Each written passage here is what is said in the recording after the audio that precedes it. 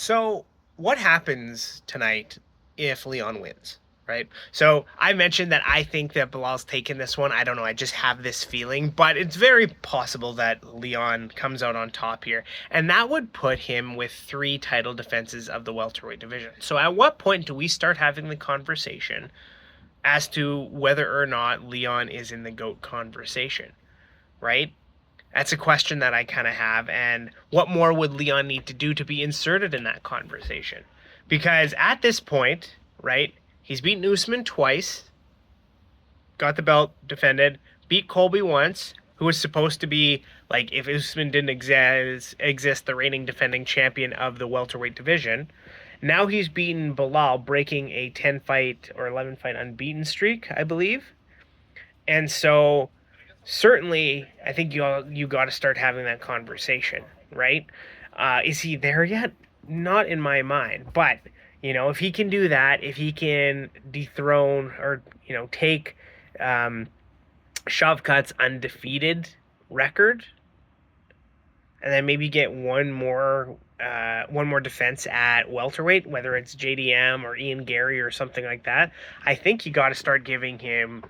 I think you got to start giving him the nod. I really do, because like right now, he's expected to win this fight. I think it's a lot harder than people are making it out to me, and I even think that Leon is underestimating Belal.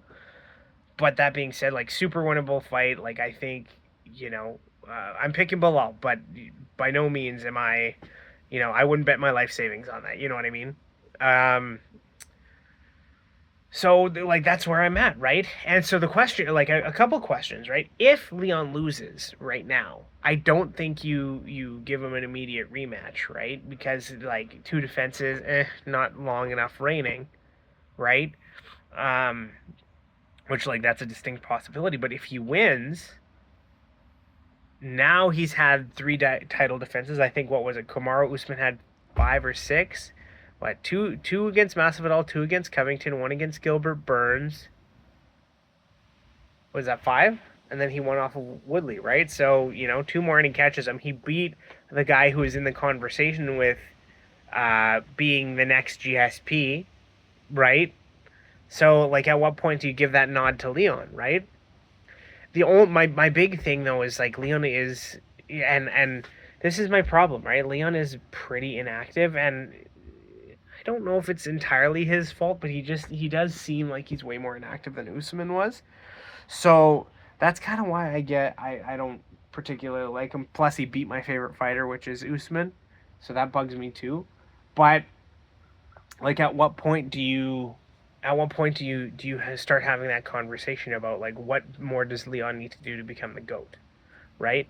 Because a win over Bilal doesn't put him there in my mind. It certainly puts him in the top three, you know. Um, but he would need to. I would say he would need to get at least one more title defense. And if he beats one of those scary motherfuckers like Shavkat, like I think you gotta. I don't think there was anybody that Usman faced or even GSP faced that was that like intimidating. You know what I mean? Like that just had that much of an aura, as they say. So like, what kind of respect do you put on his name after that? Um, yeah. So like that's kind of where I'm at. Is what do you do? At what point do you start putting Leon in that conversation, right? And the thing is, right? He's boring, right? So is Bilal, but at the very least, I feel like Bilal would be a more active champion than Leon, right? Like maybe Bilal, decision merchant, doesn't really get KOs, TKOs, isn't super exciting. But at least I know he would be pretty much ready to go all day, every day. You know what I mean? Um, but I don't know. I just feel like Leon only wants to fight like once a year, maybe twice. Which, like, it's not terrible. Like, he defended his belt back in December. There was talks of having him on 300, but the choices for people to defend against were all Muslims who don't fight during Ramadan, right? So it's one of these things. Like, certainly it's very likely that Leon wins tonight. Like I said, picking Bilal. But at what point do you start having that conversation about Leon? He's 32 now. Belal is 36. You know, the stats have it that anybody under 170, I think, is 2 for like 55, some crazy number like that, right? So statistically, like, it looks like it's pretty good for Leon, but anything can happen, right?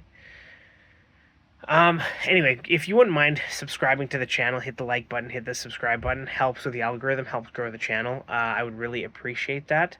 We're at 516 subscribers. I never thought we'd be here, to be honest with you, because, like, I don't know, it's one of these things. Like, I started with 0 subscribers. I'm like, who the hell wants to hear me talk about MMA? But nevertheless, like, it's a sport that we all love, right? So why not, build a community, and why not, talk about the things that matter, and, anyway. So that's kind of where I'm at, right? I like who had the tougher competition as of right now. I would still put Usman as the second greatest welterweight of all time, but I mean, a couple more title defenses for Leon, like, he defended against Colby. Belal wasn't really in the conversation at that point, but Belal is like, he's really good. He really is. And the thing is that Belal is always the guy who's the underdog, right? So a lot of people count out Belal, and he ends up making it happen. And I really like how he works his game plan.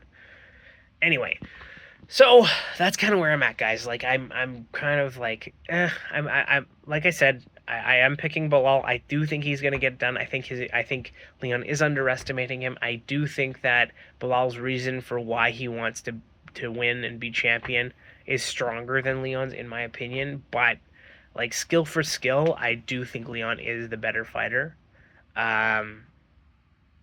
Albeit, yeah, I think I think Leon is the better fighter, skill for skill. I just think tonight's going to be Belal's night. But if I'm wrong, which, like, that's a distinct possibility, and Leon gets that title defense, like I was saying, at what point do we start putting him in the GOAT conversation? And at what point do we acknowledge that he's that guy, right?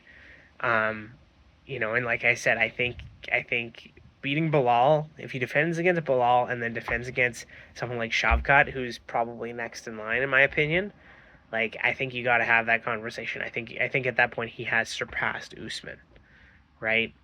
And not necessarily in terms of title defenses, but just in terms of competition, right? Like, I think if he beats someone with that much, like, that guy's the boogeyman of the division, right? Like, he's the scariest guy in the division. So if he makes it happen there, like, that's wild. Anyway, let me know what you guys think in the comments. Enjoy UFC 304, and we'll talk to you guys soon. Thanks, as always, for watching, and we'll see you next time.